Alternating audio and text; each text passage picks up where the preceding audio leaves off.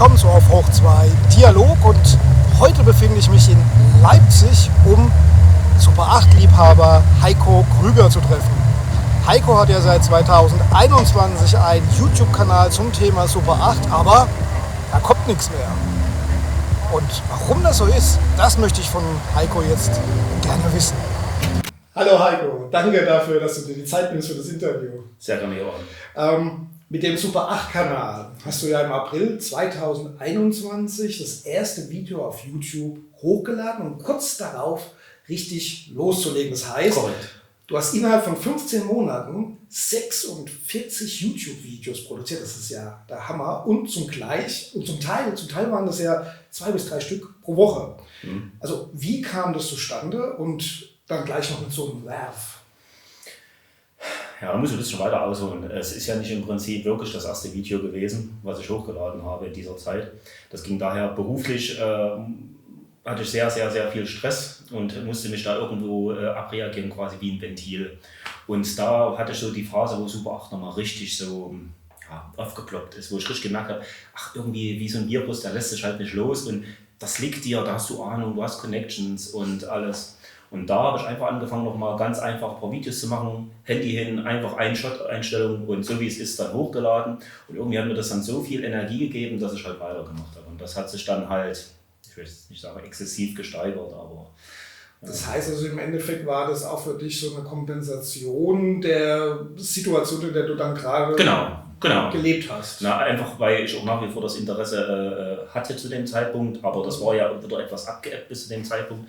Aber irgendwie braucht der Mensch einfach ein Ventil und da sucht man sich ja meistens etwas, was eben auch irgendwo so ein bisschen im Blut liegt, wo man sagt, ach, eigentlich ist das dein Thema und das muss man einfach dann auch zulassen und das habe ich auch nie bereut, dass ich das nochmal angefangen habe. Also das ist einfach ein interessantes Thema, klar. Sonst sähe es man nicht hier.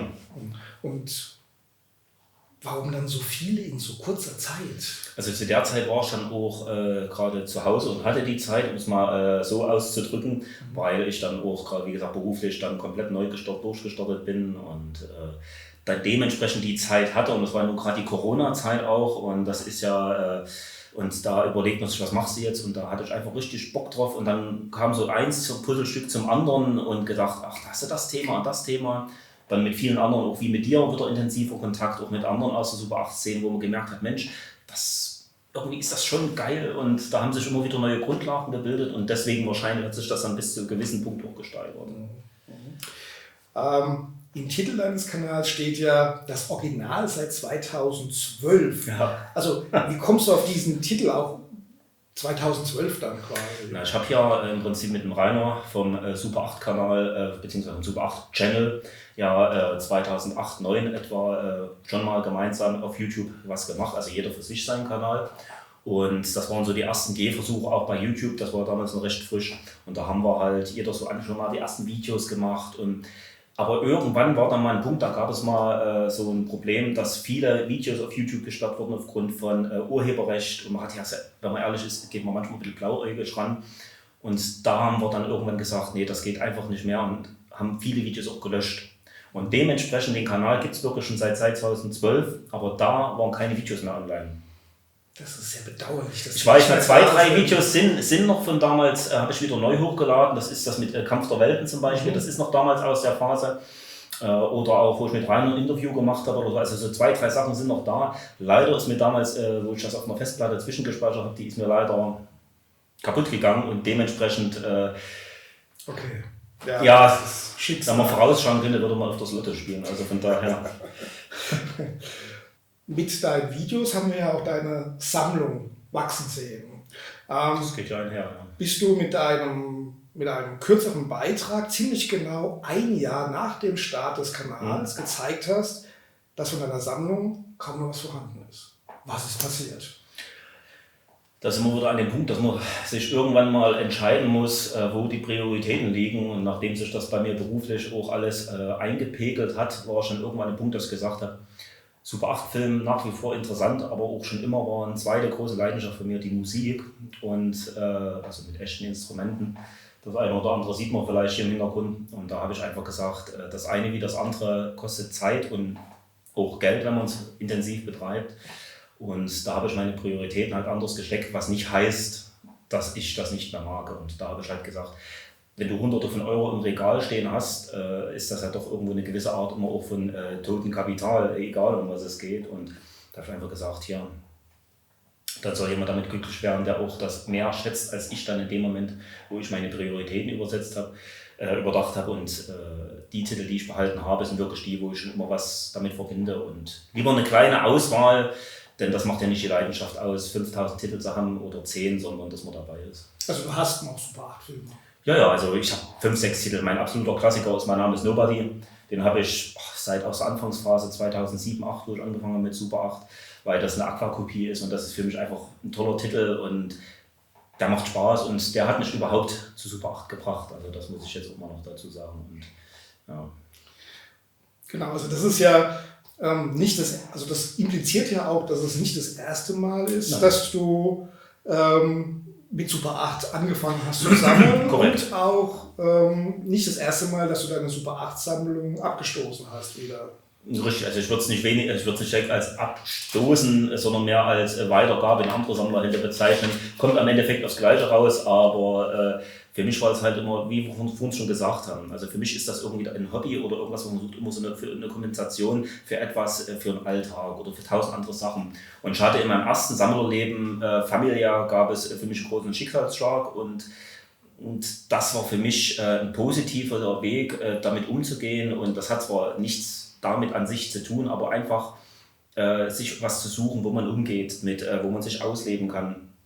Und irgendwann war der Punkt aber überschritten und ich habe gemerkt, irgendwie gibt dir das jetzt gerade nicht mehr so viel und dann gesagt, Butter bei der Fische, ich bin dann immer konsequent, lieber richtigen Schnitt machen als was Halbgares. Also vielleicht bin ich da auch ein bisschen zu impulsiv in vielen Sachen, aber ich habe es nie bereut, wenn ich etwas komplett weggegeben habe. Also das ist, ich bin immer mit vollem Herzen 100% dabei, aber entweder ganz oder eben gar nicht.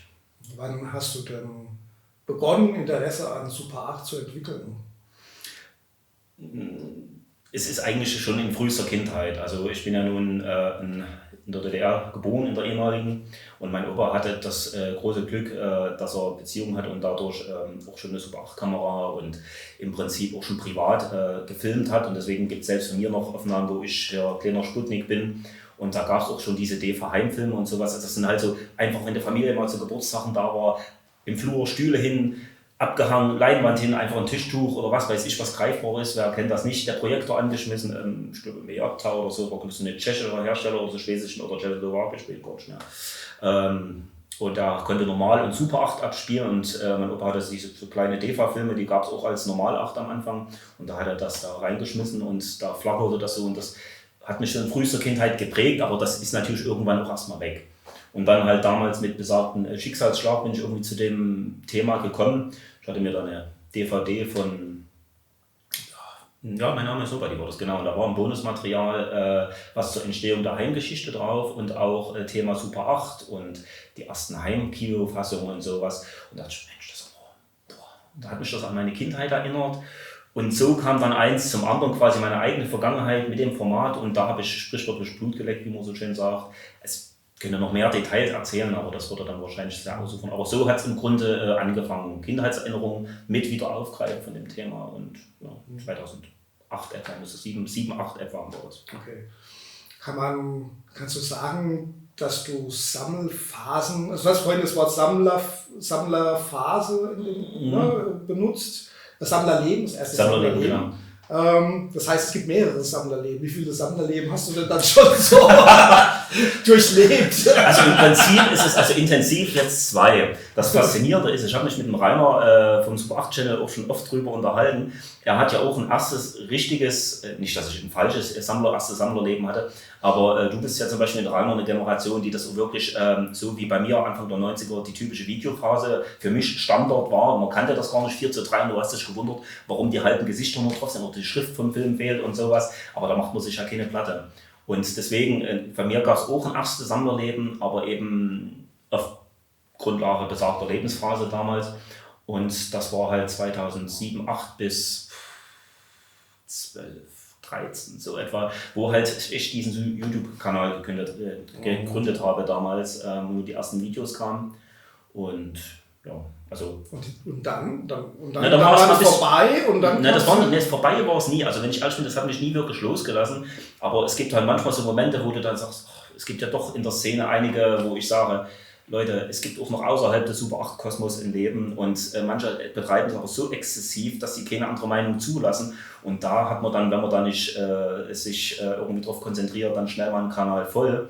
Und da habe ich gesagt, und ich konnte mich dann irgendwie auch nicht mehr damit identifizieren. Also das ist ganz wichtig, dass man authentisch bleibt und das konnte ich nicht mehr. Dann ist es ja doch wieder zurückgekommen, weil es gab ja dann ein zweites Sammlerleben. Richtig, ich habe dann 2000, was muss ich lügen, was haben wir jetzt, 22, ja das muss so 19 oder 20 hat das dann nochmal wieder richtig angefangen. Da habe ich einen seltenen Titel auf Super 8 kriegen können, den ich immer gerne mal gucken wollte. Und ich wollte ihn einfach bloß gucken, also gucken, wie der überhaupt ist.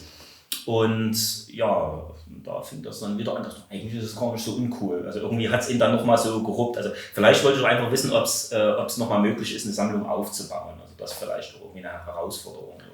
Also auch der Reiz des Jagens. Naja, wir sind ja alle Jäger und Sammler und the chase is better than the catch, wie man so schön sagt. Ja. Es ist oft so, dass es viel interessanter ist, schaffe ich es, etwas zu bekommen, als zu besitzen. Darum geht es dann meistens gar nicht. Also, und das ist bei Super 8 sogar noch viel schlimmer als bei manch anderen Sachen. Jetzt will ich aber trotzdem wissen, was war dieser seltene Titel, den du schon immer sehen wolltest? Was war das? Was war das? Ich kriege den italienischen Titel nicht hin, aber es war ein Zombie hier am Glockenseil.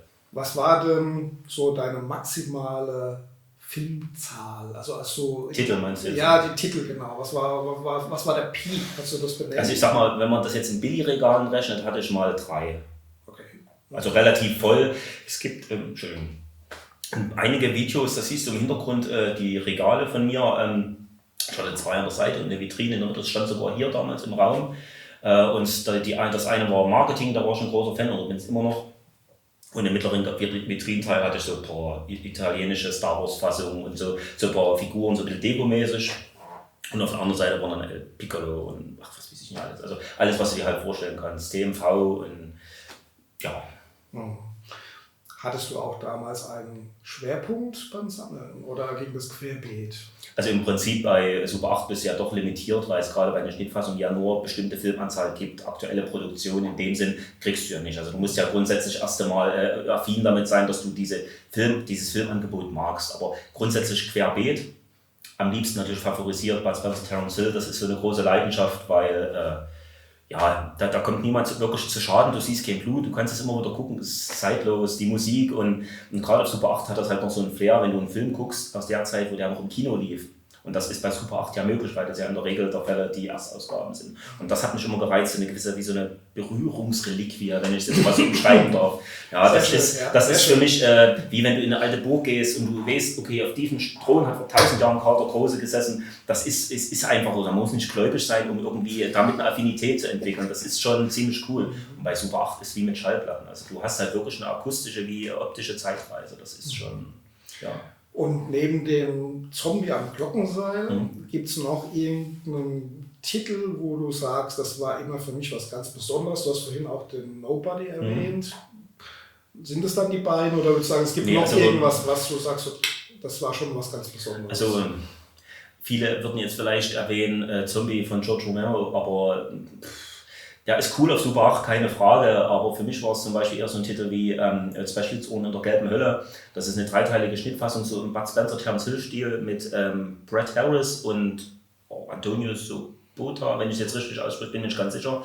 Und den Film zum Beispiel gibt es bis heute nur auf Super 8 in Deutschland, aber den mochte ich immer ganz gerne, einfach so Slapstick und die Location und die Farben, weil der auf Aqua da ist und die Cover dazu. Also das ist für mich so ein Komplettpaket. Auch Stetson, 3 Minuten erster Klasse mit Giuliano Gemma, Heli Wallach und wie sie alle hießen. Das ist für mich dann so eine Schnittfassung, wo ich sage, da habe ich Freude dran und ja, ich kann noch ein paar Titel mehr nennen, aber das sind so 2 noch Zusätze, wo ich sage, die habe ich bis heute auch behalten und die würde ich auch jetzt nicht wirklich weggeben. Also